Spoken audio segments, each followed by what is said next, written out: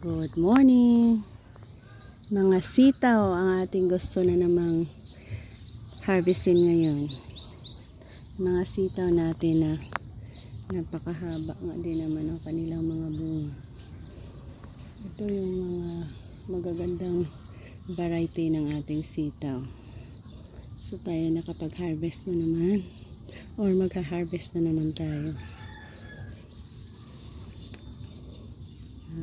Apat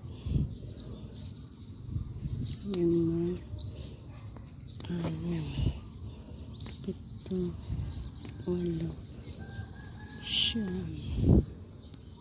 Dami na. Ganito lang, sapat na ito para sa ating lutuin. Pero meron pa tayo doon pwedeng ma-harvest sa loob. Ang ganda ng ipinakita ng ating long beans sa area na ito. So ayan. So continue tayo doon sa loob. Pasokin natin kung ilan pa ang makukuha natin. Pagpasok, ganito yung garden natin dyan sa loob. So pagpasok mo, meron tayo dito nilagay na kalabasa. Ganda ng kalabasa natin.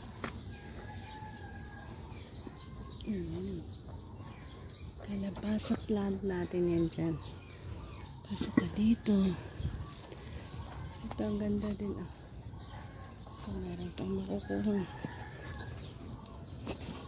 Long beans din dito sa area na ito. So ayan, pwede na rin yan.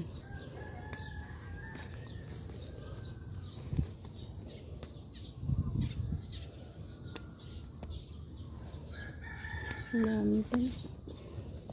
Kaya ko konti lang makuha natin. Ay napadami tayo. More than enough ito para sa ating nilutuin ngayon. Dito mayroon din. Ayan. Ano tayo dito kukunin.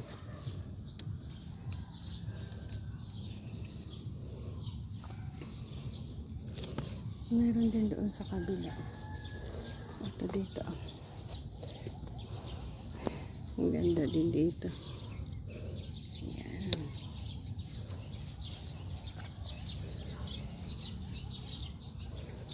Alanganin pa pala yan.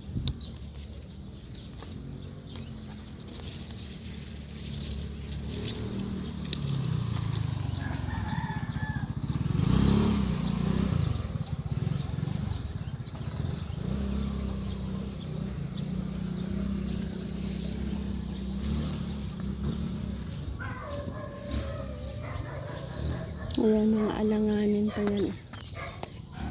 So yan ang area na ating pinagtanggalan. Marami tayo nakuha ngayon.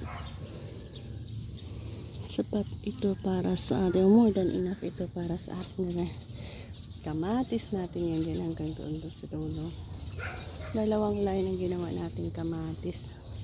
Ito naman ay ang patola natin na mayroon na rin mga bunga.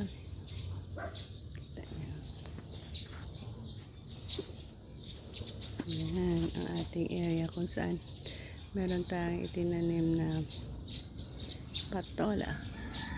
So asa tayo na maganda ang kinalalabasan ng mga tanim natin sa garden natin na ito. Again guys, bless our plant na makapag-produce ng maraming bunga. Bye bye and happy eating sa mga priskang gulay na ating ma-harvest.